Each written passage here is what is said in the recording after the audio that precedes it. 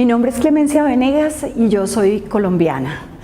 Mi trabajo siempre ha tenido que ver con los niños, la lectura, los materiales educativos y los maestros, y desde luego el dispositivo escolar que democratiza por excelencia el acceso a la información, a la recreación y a la formación en las búsquedas de información y producción de información. Entonces, en esa calidad he sido maestra, bibliotecaria escolar y he sido también funcionaria pública durante mucho tiempo. Eso es lo que hago. Actualmente yo trabajo como asesora transversal del Plan Nacional de Lectura y Escritura, que el Ministerio de Educación adelanta como una de las acciones de gobierno hermanada del Plan Nacional de Lectura y Escritura de las bibliotecas públicas y de los centros que atienden a primera infancia. No trabajo con una biblioteca pública, pero he trabajado en acciones de articulación entre la biblioteca pública y la escuela.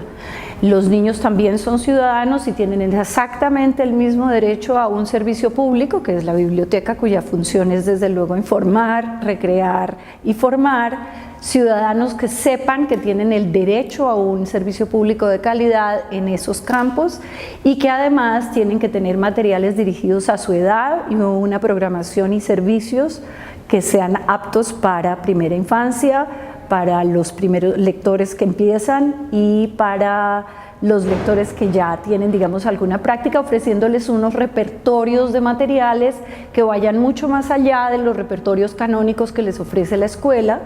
con unos soportes y con unos discursos y con unos abordajes muy diferentes a los que la escuela les proporciona. Bueno, la biblioteca escolar es uno de los dispositivos que funciona dentro de la escuela, que tiene el mismo nivel de importancia que las canchas deportivas, los patios de recreo, los laboratorios, los sanitarios y los comedores. Es decir, forma parte de un ambiente de aprendizaje, de otra oportunidad de brindar materiales, espacios y tiempos y actividades en la escuela. Ahora, una biblioteca escolar y la escuela misma no puede sustraerse a su función de educar, de enseñar, y tiene para ello unos referentes, digamos, de contenidos curriculares, metodológicos, porque si no, entonces eso sería un centro de recreación y no un centro de formación y educación. El bibliotecario escolar tiene que estar vinculado al árbol académico de la institución y tener un contacto sistemático con los profesores para poder atender sus necesidades desde la perspectiva de lo curricular. Pero por el otro lado, la biblioteca escolar es la primera oportunidad de ejercicio de la ciudadanía frente a la corresponsabilidad en el uso del bien común, que son los libros y la información. El bibliotecario escolar no solamente debe coplanear con los profesores, sino que además de eso debe ser una especie de curador que le enseña a los docentes primero y a los usuarios, a los niños de todas las edades, actividades reales, no ejercicios de repetición ni cursos de inducción que les permitan aprender a buscar, evaluar, validar y crear nueva información. Debe hacer lo que ahora llaman una alfabetización informacional para que los estudiantes salgan como lectores críticos, como productores de texto, como personas informadas acerca de lo que sucede en su entorno y no se hagan víctimas de la andanada de publicidad que nos vende necesidades que no son reales y que nos forma en unos patrones de consumo de la cultura que son totalmente artificiales. La tragedia de América Latina es que no existe una legislación que formalice la existencia de las bibliotecas escolares como una instancia educativa dentro de las escuelas, y desde luego eso garantizaría la existencia, más no la calidad de sus servicios, por un lado. Por el otro lado, en la carrera de Ciencias de la Información y Bibliotecología, que también va al lado de archivística y otros, no está incorporado los saberes que tendría que tener un bibliotecólogo para manejar grupos, para atender las solicitudes de los maestros, para poder manejar la disciplina, para interesar y promover. Están centrados en la parte más técnica de la información. Entonces sí es cierto, no solamente en la formación inicial de los bibliotecarios, bibliotecólogos, falta un componente que hable de la lectura y escritura como procesos de formación y apropiación, sino que además está faltando toda la formación en literatura infantil, sus géneros y repertorios, y eso hace que el bibliotecario no pueda hacer esa función de curaduría que dé cosas de mejor calidad a los maestros para preparar sus clases y ofrezca de manera más libre los materiales de lectura a los estudiantes. Bueno, nuestro país lo resolvió de una manera muy sencilla. Nos atuvimos a las recomendaciones que en materia de configuración de colecciones ha hecho la IFLA, que es la Federación Internacional de Asociaciones de Bibliotecarios, la IASL, que es la Asociación de Bibliotecarios Escolares, en materia de oferta y de composición de colecciones. Unas colecciones de referencia que permitan aprender a buscar información de todo orden, en todo tipo de instrumentos, atlas, enciclopedias temáticas, alfabéticas, gráficas, sobre otros soportes. Quien sabe usar bien una de esas obras puede usar cualquier motor de búsqueda. Esa es una. La otra es la necesidad de unas colecciones de información que no sean textos escolares, sino libros que abordan la disciplina desde la perspectiva de autores que realmente son profesionales en esa área y que no pretenden enseñar y por lo tanto hagan transposición didáctica de los conocimientos. Y en los géneros, hemos tratado de trabajar 7 géneros que son, digamos, los básicos para alejar un poco a los maestros de esa preferencia sobre la narrativa como lo más fácil de trabajar y que se trabajen otros tipos de textos, la novela gráfica, la historieta, la poesía, las canciones, las rondas, la lectura de otros códigos gestuales, gráficos, etcétera, para que sean unos letrados más completos, para que puedan llegar a todas las exigencias que hoy en día plantea lo multimedial y lo instantáneo y lo rápido, la multiplicidad de argumentos, la multiplicidad de mensajes, las organizaciones no secuentes de la información.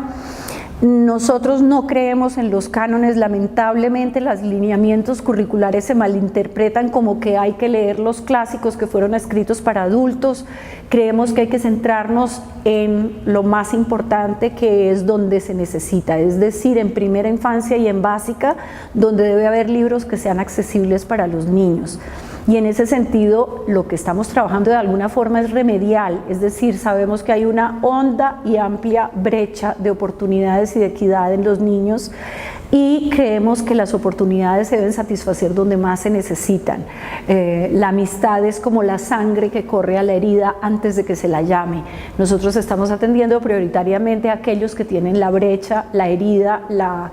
vergüenza, que es la inequidad en las oportunidades. Entonces, creemos que lo que hay que hacer es atender inicialmente con estas bibliotecas que el Plan de Lectura y Escritura ha creado, y estamos haciendo formación situada y en servicio de quienes actúan como mediadores de lectura, que no son solamente los bibliotecarios y los maestros, sino también los estudiantes de servicio social del estudiantado,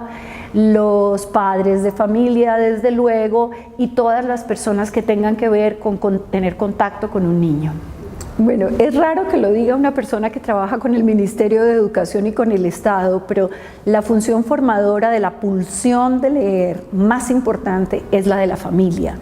porque el corazón tiene motivos que la razón desconoce, y la afiliación al placer de leer, cuando nace de las familias a través del ejemplo, de prácticas compartidas, de rituales hechos para obtener proximidad, son los más eficientes. Los estudios sobre comportamiento lector han mostrado que es una persona significativa emocionalmente, la que la que carga simbólicamente de afecto el acto de leer, quien mejor logra formar comportamientos lectores en la adultez. O sea, es en la primera infancia, en el hogar y en familia, donde mejor se puede llegar de manera más eficiente. La escuela formaliza la aproximación al código escrito, pero hay otras mejores maneras de llegar. En este momento en Colombia el Ministerio de Cultura está implementando una acción que se llama Pégate a la lectura en voz alta, que trata de formar padres que les lean a sus hijos. Respecto del trabajo de los voluntarios, es maravilloso porque incorpora el componente de la informalidad, de que esto no es un acto escolarizado, de que no va a haber que hacer resúmenes ni responder preguntas acerca del autor o de la editorial o del género, sino que es simplemente el acto humano de acercarse a otro para compartir la palabra, el arte de la palabra. Y eso es mucho más eficiente que cualquier otra forma de aprendizaje. Entonces yo diría que el trabajo con padres de familia no solamente es importante, sino urgente,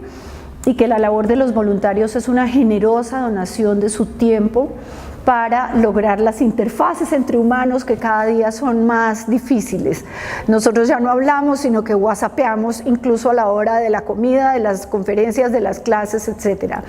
Y la escuela tiene una coyunda no necesariamente liberadora de obligar a leer, que hay que quitar. Un voluntario que visita la casa y crea una rutina de lectura informal llena de afecto y de cordialidad es la mejor manera de sembrar lectores.